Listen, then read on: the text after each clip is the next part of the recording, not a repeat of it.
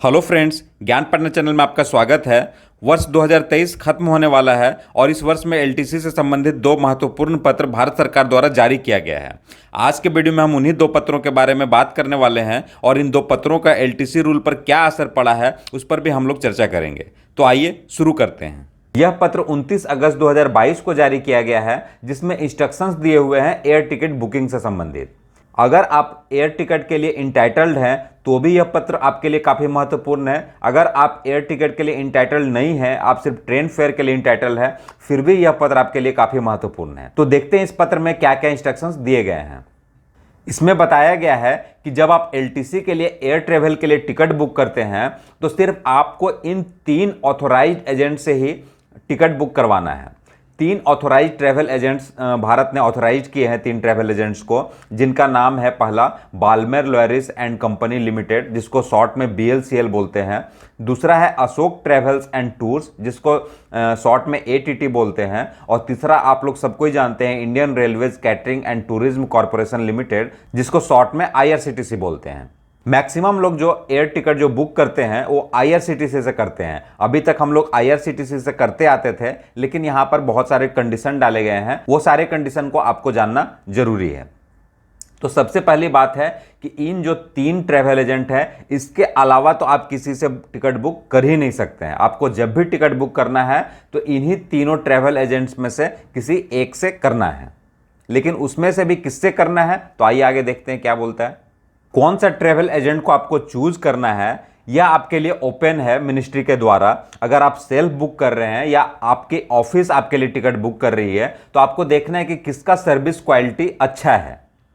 ऐसे तो जो तीनों हैं, तीनों जो ट्रैवल एजेंट है, उनके द्वारा आपको एजेंसी चार्ज और कन्वेंस फी नहीं लिया जाएगा। तीनों ट्रैवल एजेंट्स का आप लॉगिन आईडी बना सकते हैं। ऐसे तो आपको सभी लोगों को पता है कि आईआरसीटीसी का लॉगिन तो मैक्सिमम लोगों के पास है, लेकिन जो बाकी 2 एजेंट है उनका भी आप लॉगिन आईडी क्रिएट कर सकते हैं। दोनों में सिर्फ ये फर्क है कि आईआरसीटीसी का लॉगिन भारत में कोई भी बना सकता है, लेकिन जो वो दोनों जो बाकी के जो 2 एजेंट है एटीटी और बीएलसीएल, उसका जब आप आईडी बनाएंगे तो जो ईमेल आईडी डालेंगे वो गवर्नमेंट का ईमेल आईडी होना चाहिए। जैसे लास्ट में nic.in होता है, gov.in होता है, तो अगर ये सब आपका गवर्नमेंट का ईमेल आईडी है तभी आप वो दोनों जो ट्रैवल एजेंट है उस पर आप लॉगिन आईडी बना सकते हैं। तो अगर आप गवर्नमेंट के ईमेल आईडी से अगर आपने लॉगिन आईडी बनाया है तो उसमें एजेंसी चार्ज या कन्वेंस फी नहीं लिया जाएगा। आईआरसीटीसी का भी अगर आपने आईडी बनाया है और गवर्नमेंट ईमेल आईडी से बनाया है तो एयर टिकट जब आप बुकिंग करेंगे तो कन्वेंस फी आपका नहीं लिया जाएगा। तो इसलिए भारत सरकार के द्वारा भी सलाह दिया गया है कि जब भी आप सेल्फ भी बुकिंग कराएं तो इन तीनों ट्रैवल एजेंट में से आपको देख लेना है कि किसका सस्ता है। वो आगे हम लोग आगे बात करते हैं नेक्स्ट टॉपिक में। गवर्नमेंट एम्प्लॉई को यह सलाह दिया गया है कि आपको देखना है जो 3 ट्रैवल एजेंट है उसमें से आपको देखना है कि चीपेस्ट फेयर अवेलेबल किसमें है।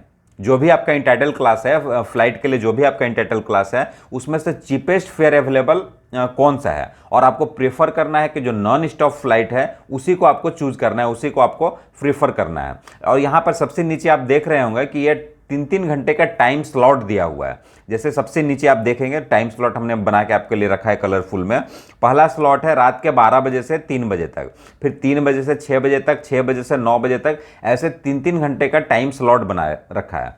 तो आपको किस टाइम घर से निकलना है या किस टाइम फ्लाइट पकड़ना है। बाई चांस आपको रात के 2 बजे का फ्लाइट आप चूज कर रहे हैं तो रात के 12 बजे से 3 बजे के बीच में तीनों ट्रेवल एजेंट में उस रूट में जो सबसे चीपेस्ट फेयर जिसमें अवेलेबल है उसी का टिकट आपको लेना है। अगर आपको सुबह 4 बजे निकलने का प्लान है तो 3 बजे से 6 बजे के बीच में आपको चेक करना है कि तीनों ट्रेवल एजेंट में कौन सा सस्ता मिल रहा है।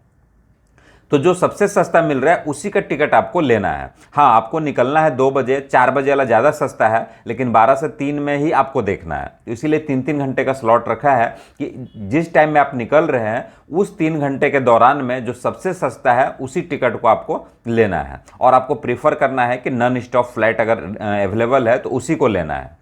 साथ ही आपको तीनों जो ट्रैवल एजेंट है उस टाइमिंग के बीच में, उस टाइम स्लॉट के बीच में तीनों जो ट्रैवल एजेंट है उसमें किसमें कितना फेयर शो कर रहा है उसका प्रिंट आउट भी आपको रखना है, उसका स्क्रीनशॉट प्रिंट आउट आपको रखना है, ताकि जब आप बिल क्लेम करेंगे, जो सेटलमेंट के लिए आप ऑफिस में बिल अपना रखेंगे, तो आप जो स्क्रीनशॉट का जो प्रिंट आउट है उसे आप शो करेंगे तो उससे आपको पता चलेगा कि जो आपने टिकट लिया है वो सबसे सस्ता था, तो आपका सेटलमेंट उसी हिसाब से कर दिया जाएगा।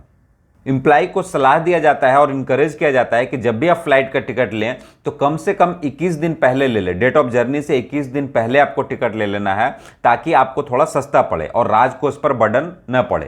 क्योंकि आप जैसे जैसे नज़दीक में जाएंगे टिकट बुक करने के लिए तो आपने देखा होगा कि टिकट जो है वो काफ़ी महंगा होते जाता है, तो कम से कम 21 दिन पहले ही आपको टिकट बुक करवा लेना है। हालांकि इसमें ऐसा नहीं लिखा हुआ है कि आप 21 दिन के अंदर अगर करवाते हैं, 10 दिन बचा हुआ है तभी आप टिकट बुक करवाते हैं तो आपका रिम्बर्स नहीं होगा, ऐसा तो इसमें इंस्ट्रक्शन नहीं है। लेकिन आपको इनकरेज किया जाता है कि आप 21 दिन से पहले ही टिकट बुक करा लें, ताकि राजकोष पर बर्डन कम पड़े। साथ में आपको यह भी बताया जाता है कि बिना मतलब का आप टिकट कैंसिल न करवाएं, और अगर आप टिकट कैंसिल भी करवाते हैं तो बहुत पहले अगर आपको पता चल गया है तो पहले ही आप इन्फॉर्म करके टिकट कैंसिल करवा लें। जितना पहले हो सकता है आप अपना टिकट कैंसिल करवा लें। अगर आपका जो रीज़न है ऐसा रीज़न है कि जिसको आप टाल नहीं सकते हैं, तो फिर आपका जो कैंसिलेशन चार्ज है वह 0 लगने वाला है। बाई चांस आपने टिकट बुक करा रखा था और उसी समय मतलब आपका ड्यूटी इलेक्शन में लग गया, आपको छुट्टी नहीं दिया जा रहा है ऑफिस के थ्रू, या कोई भी ऐसा कारण है जिसको आप टाल नहीं सकते हैं या गवर्नमेंट के द्वारा क्रिएट किया गया है, तो जब आप टिकट कैंसिल करवाएंगे तो आपको 0 मिलेगा। अगर आपका कैंसिलेशन चार्ज लग जाता है तो ऑफिस के द्वारा वह भी रिम्बर्स कर दिया जाएगा। एम्प्लॉय को हमेशा सिर्फ 1 टिकट बुक करना चाहिए। अगर आप एलटीसी पर जा रहे हैं तो ऐसा नहीं कि आपने 3 टिकट बुक करा लिया है कि कौन सा जाना है हमें पता नहीं है और किसी 2 को कैंसिल करना है और एक ही में आप जाने वाले हैं। तो आपको ऐसा प्रीफर किया जा रहा है कि आप सिर्फ एक ही टिकट आपको लेना है, पर पर्सन 1 टिकट ही लेके रखना है। ऐसे तो टिकट जो है, टिकट की बुकिंग आप ऑफिस के थ्रू भी करवा सकते हैं। आप अगर अपने ऑफिस में लिख के दे देते हैं कि इतने तारीख को मुझे एलटीसी में जाना है, यहाँ पे जाना है, सारा आप अपने जर्नी जो शेड्यूल है, अपना टूर प्रोग्राम दे देते हैं, तो ऑफिस के द्वारा आपके इन तीनों ट्रैवल एजेंट के थ्रू टिकट बुकिंग करवा दिया जाएगा। लेकिन फिर भी आपको इनकरेज किया जाता है, आपको बताया जाता है कि आप सेल्फ टिकट भी बुक कर सकते हैं। लेकिन आपको इन्हीं 3 जो ट्रैवल एजेंट आपको बताया गया है, ATS मतलब ऑथोराइज ट्रैवल एजेंट, उसी के द्वारा आपको टिकट बुक करना है। और आपको यह भी सलाह दिया जाता है कि जब इन तीनों ट्रैवल एजेंट पर जब भी आप अपना आईडी क्रिएट करें तो गवर्नमेंट ईमेल आईडी जरूर डालें, क्योंकि जैसे ही आप गवर्नमेंट ईमेल आईडी डालेंगे तो कन्वेंस फी या फिर जो एक्स्ट्रा चार्ज कभी भी लिया जाता है वो नहीं लिया जाएगा। और अगर आप अपने ईमेल आईडी कोई भी जीमेल वगैरह से क्रिएट करते हैं तो हो सकता है आपको कन्वेंस फी भी पेड करना पड़े। नेक्स्ट है कि अगर कोई ऐसा स्थिति बनता है कि किसी भी कारण से अगर आप अनऑथोराइज ट्रैवल एजेंट से आपने टिकट बुक करवा लिया है, मतलब इन तीनों के अलावा आप कहीं से भी टिकट बुक करवा लिया है, तो इसका रिलैक्सेशन कौन दे सकता है? तो मिनिस्ट्री और डिपार्टमेंट के जो वित्तीय सलाहकार होते हैं या फिर आपका जो हेड ऑफ द ऑफिस है, और वो भी है कि ज्वाइंट सेक्रेटरी से नीचे का पोस्ट नहीं होना चाहिए, तो यही है वो आपको रिलैक्स कर सकते हैं, अन्यथा कोई से रिलैक्स दूसरा कोई नहीं कर सकता है। मतलब हर हाल में आपको जो है वो ऑथोराइज ट्रैवल एजेंट से ही टिकट बुक करवाना है।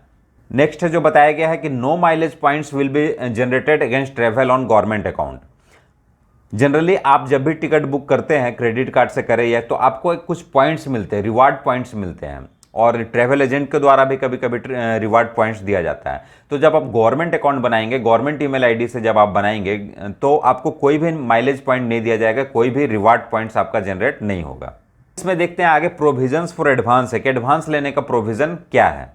आप एयर टिकट बुक कर रहे हैं तो 30 दिन पहले आप एडवांस ले सकते हैं, और जो भी टाइमिंग में आपको निकलना है उस टाइम स्लॉट का तीनों ट्रैवल एजेंट का आप उसका प्रिंट आउट ले लें कि कितना जो चीपेस्ट है उस उतने एडवांस के लिए आप अप्लाई कर सकते हैं, तो आपको जो एडवांस है वो दे दिया जाएगा।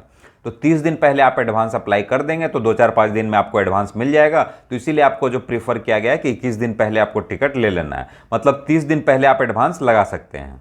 और फिर से मैंने नीचे टाइम स्लॉट लिख दिया आपकी जानकारी के लिए कि आप जिस टाइमिंग में जा रहे हैं उस 3 घंटे का आपका जो है वो प्रिंट आउट लेना है कि कौन सा जो ट्रैवल एजेंट है सबसे सस्ता दे रहा है, और आपको प्रीफर करना है कि नॉन स्टॉप फ्लाइट हो तो ज़्यादा अच्छा है।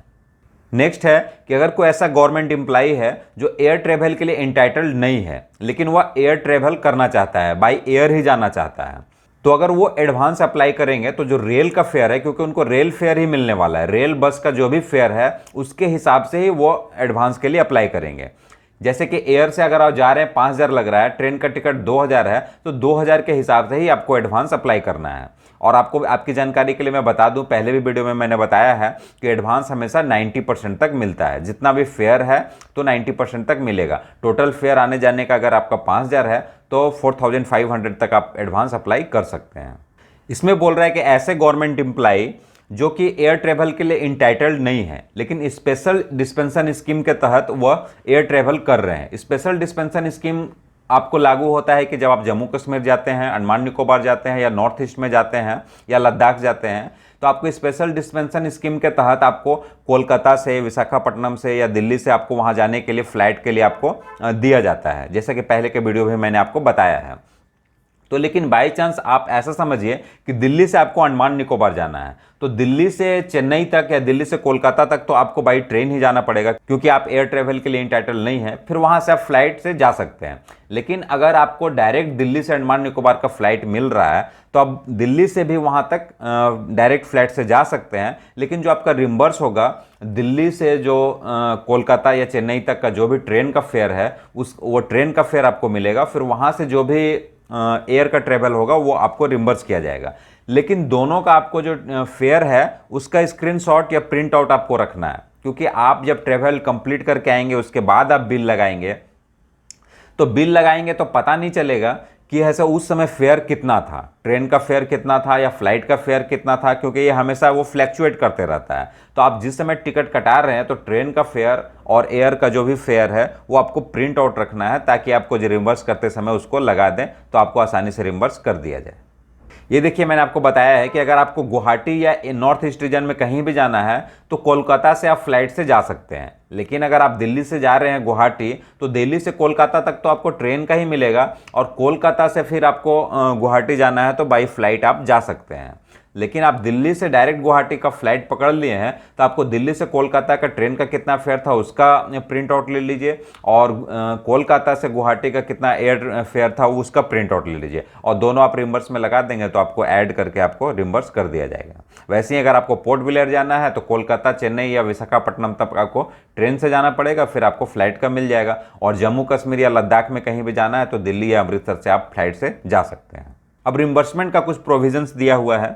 इसमें बताया कि जब आप एडवांस के लिए अप्लाई करते हैं तो हो सकता है आपने स्क्रीनशॉट लगाया है, उसमें 8,000 रुपया फेयर दिखा रहा है, उसके हिसाब से आपने एडवांस ले लिया है और एडवांस मिलने में 3-4 दिन लेट हो गया तो फेयर बढ़कर 10,000 हो गया। तो रिम्बर्स एक्चुअल फेयर पर होगा, जितना भी आपको फेयर मिला है उसके हिसाब से ही आपको रिम्बर्स किया जाएगा। ऐसा नहीं कि आपने एडवांस लगाते वक्त कम आपने फेयर दिखाया है तो कम ही रिम्बर्स किया जाएगा, ऐसी बात नहीं है। एक्चुअल फेयर जितना भी आपको लगा है उसको एडजस्ट करके आपका सेटलमेंट किया जाएगा। इसमें बता रहा है कि अगर नॉन इंटाइटलमेंट गवर्नमेंट का, जैसा कि मैंने आपको बताया था कि आपको प्रिंट आउट लेना है, लेकिन आपको मान लीजिए दिल्ली से गुवाहाटी जाना था तो दिल्ली से कोलकाता तो आपको ट्रेन से मिलेगा, फिर आगे फ्लाइट से मिलेगा। तो दिल्ली से आपने डायरेक्ट फ्लाइट पकड़ लिया है, लेकिन उसी टाइम स्लॉट में हो सकता है कि आपको कोलकाता से गुवाहाटी का फ्लाइट आपको न मिले। तो सेम स्लॉट में अगर आपको फ्लाइट नहीं दिख रहा है प्रिंट आउट लेने के लिए, तो उसका जो नेक्स्ट स्लॉट है वह भी आप चूज करके प्रिंट आउट ले सकते हैं। ऐसे तो मुझे लग रहा है कि जो भी मैं समझा रहा हूँ शायद आपको पूरी अच्छी तरह से समझ में आ रहा है। फिर भी अगर आपको कोई कन्फ्यूजन हो तो आप कमेंट बॉक्स में कमेंट करके पूछ सकते हैं कि सर इसमें मुझे ये समझ में नहीं आया है, या इतने बज के इतने टाइमिंग, आप टाइमिंग वहाँ पे बता सकते हैं कि इतने टाइम में जो आपने बताया है वो मुझे समझ में नहीं आया, या जो भी कन्फ्यूजन है वो आप क्वेश्चन करेंगे तो मैं आपको कमेंट बॉक्स में कमेंट में जवाब जरूर दूंगा। इसमें लिखा हुआ है कि कोई भी केस में एक्चुअल फेयर से ज़्यादा आपका रिम्बर्स कभी भी नहीं किया जाएगा। हो सकता है कि आपको गुवाहाटी जाना है दिल्ली से, तो दिल्ली से कोलकाता का ट्रेन और फिर कोलकाता से गुवाहाटी का जो फ्लाइट रेट है उससे सस्ता अगर आपको मिल गया है डायरेक्ट दिल्ली से गुवाहाटी का फ्लाइट, तो जो सबसे कम फेयर आपको लगा है, जो आपने वहां पे पैसे पेड किए हैं, तो वही आपको रिम्बर्स किया जाएगा, जो भी कम हो। अभी तो हम लोग बात कर रहे थे स्पेशल डिस्पेंशन स्कीम के तहत, जिसमें हम लोग जम्मू कश्मीर या फिर अंडमान निकोबार या नॉर्थ ईस्ट ये सब में हम लोग जाते हैं। लेकिन कभी कभी ऐसा होता है कि हम अपने होम टाउन जा रहे हैं, फिर भी हम फ्लाइट से जाना चाहते हैं। हम कोई गवर्नमेंट एम्प्लॉई है और एयर ट्रेवल के लिए इंटाइटल नहीं है। अगर आप एयर टिकट के लिए इंटाइटल नहीं है और अगर आप अपना होम टाउन जा रहे हैं, फिर भी आप बाई एयर जा सकते हैं।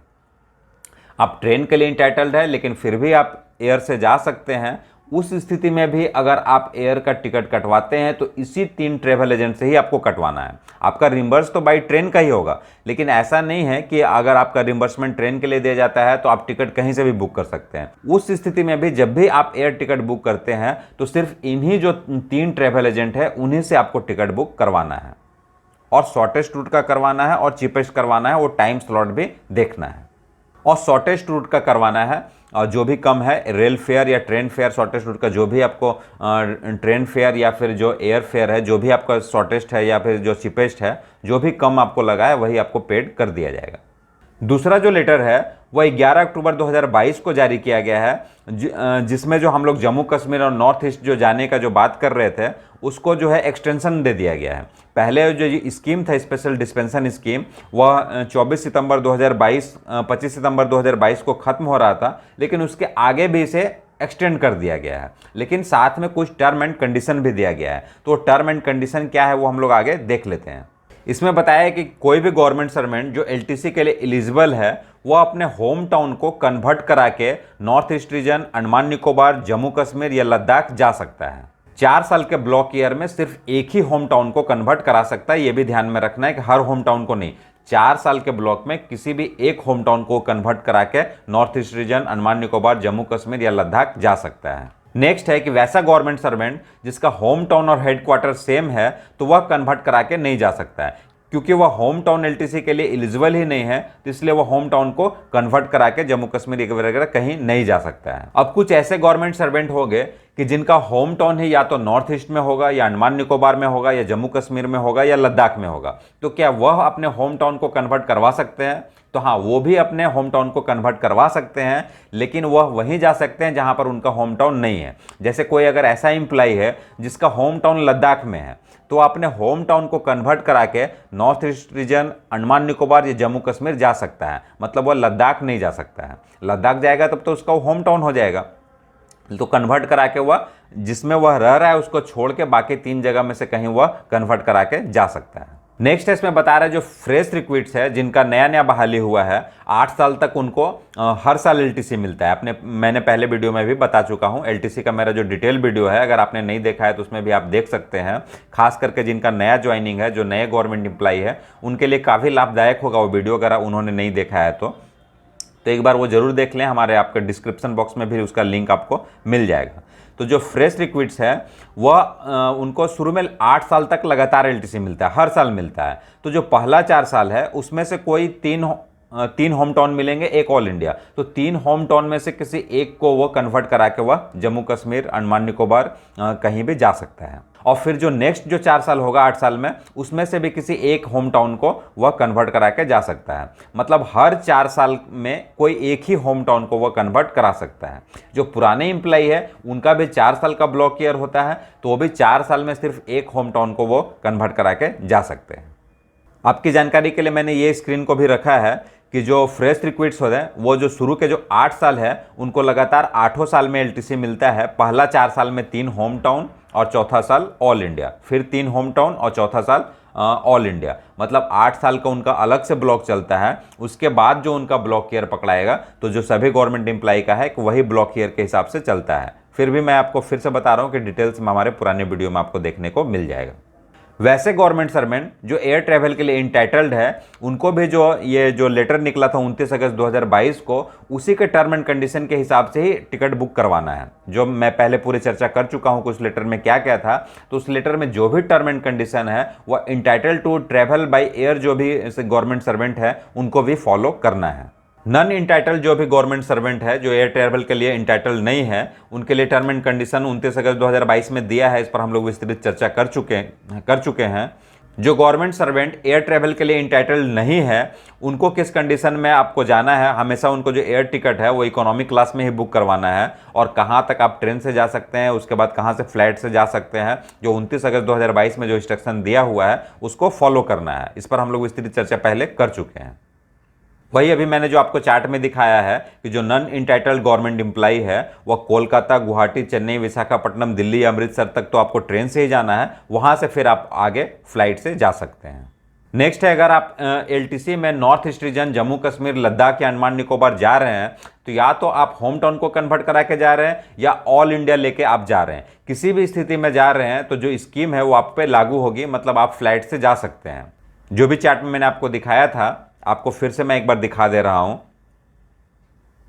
ये जो चार्ट मैंने आपको दिखाया था कि कोलकाता से गुवाहाटी, कोलकाता से पोर्ट ब्लेयर, दिल्ली से any place in Jammu Kashmir, तो यहाँ से जो आप प्लेन के लिए इंटाइटल हैं तो आप अगर ऑल इंडिया भी लेके जा रहे हैं तो भी यहाँ के बाद आप फ्लाइट से जा सकते हैं। इसमें फिर उसी पत्र का बात किया गया है जो 29 अगस्त 2022 के बारे में है। हम लोगों ने इस पर काफ़ी चर्चा की है कि जो नॉन इंटाइटल क्लास है उसे कैसे जाना है। अगर वो डायरेक्ट जा रहा है तो दोनों का स्क्रीनशॉट रखना है, प्रिंट आउट रखना है, और जो भी फेयर लगा है या जो भी कम है वो उनको रिम्बर्स कर दिया जाए। उम्मीद है आपको हमारा वीडियो अच्छा लगा होगा। अगर वीडियो हमारा अच्छा लगा होगा तो प्लीज़ इसे लाइक कर दें, शेयर कर दें और कमेंट बॉक्स में हमें कमेंट करके जरूर बताएं। अगर आप हमसे जुड़ना चाहते हैं तो सारे सोशल मीडिया पर मैं उपलब्ध हूँ, कहीं पर भी जाके आप मुझसे क्वेश्चन पूछ सकते हैं। आपको कुछ कन्फ्यूजन हो तो आप हमें कमेंट बॉक्स में भी कमेंट करके पूछ सकते हैं, मैं आपको जवाब जरूर दूंगा। मिलते हैं फिर नेक्स्ट वीडियो में, तब तक के लिए बाय बाय।